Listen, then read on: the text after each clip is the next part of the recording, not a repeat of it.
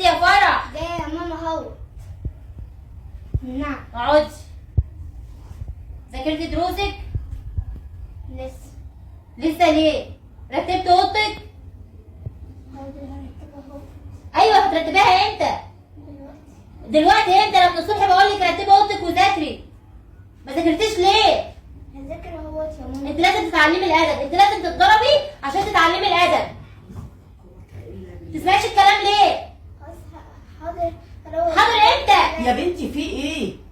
الله، في ايه يا اسراء؟ ليه كده؟ ما بتسمعش الكلام يا ماما. روحي اوضتك يا فرح. ما ينفعش كده يا بنتي، بالراحه على البنت، كده غلط. لا يا ماما معلش، هي مش بتسمع كلامي. ده اكثر للبنت طلع يطلع لها 24. لا يا ماما كده مش هينفع. لا ده اسلوب سلبي. دي بنتك الوحيده، عايزه الحنيه منك. لو غلطت عرفها غلطها، بس بالراحه. مش بتسمع كلامي يا ماما، هي عنيدة. لا عايزة طول الوقت تلعب وبس. اسلوبك اللي بيخليها تسوق العند. لا غلط. بقول لك ايه، قومي اعملي لي كده كوبايه شاي واستهدي بالله. حاضر يا ماما. ربنا يهديك يا بنتي، لا حول ولا قوه الا بالله. استغفر الله العظيم يا رب. ازيك يا تيتي؟ ازيك يا فرح يا حبيبتي، عامله ايه؟ الحمد لله. ايه ده؟ مزعله ماما ليه؟ انا مش مزعلة ولا حاجة، هي كل يوم اللي بتضربني.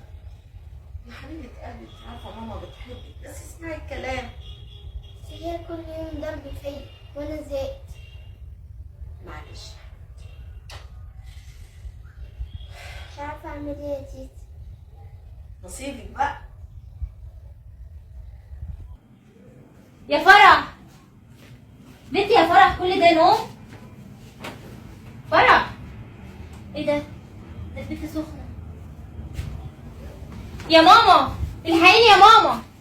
يا ماما يا ماما الحقيني بسرعة، قومي يا ماما الحقيني. في ايه يا فرح اسراء؟ نايمة سخنة نار ما بتتحركش وما تبصش عليا. فرح، اسم الله عليك يا بنتي، اسم الله عليك. حول الله يا رب. البنت تعبانه، روحي نادي للدكتور احمد بسرعه. انت اللي عملتي فيها كده. دلوقتي يا ماما بنتك كانت نفسيتها تعبانه من عمايلك. شفتي وصلت بنتك لفين؟ كانت هتموت منك. بنتك كانت عندها حاله اكتئاب باللي انت بتعمليه. وشايفة اسلوبها يا ماما، اعمل ايه؟ اسلوبها يا حبيبتي يا بنتي، بنتك اشتكت كتير منك، وانا اللي قعدت اقول لها معلش. شفتي اخرة معاملتك وقسوتك على بنتك، كنت هتموتيها. روحي نادي للدكتور. طبعا دي رساله لكل ام، ان هي ما تعاملش بنتها بقسوه، تعامل بنتها بحب، تاخدها في حضنها، تخليها صاحبتها مش عدوتها. طبعا هي كانت بتعامل فرح صعب، فالبنت جالها حاله اكتئاب. البنت اتمنت الموت من قسوه امها. يا ريت ان كل ام ما تقساش على بنتها وتاخدها في حضنها. يا رب تكون الرساله وصلت، والرساله دي جايه لنا من قصه حقيقيه.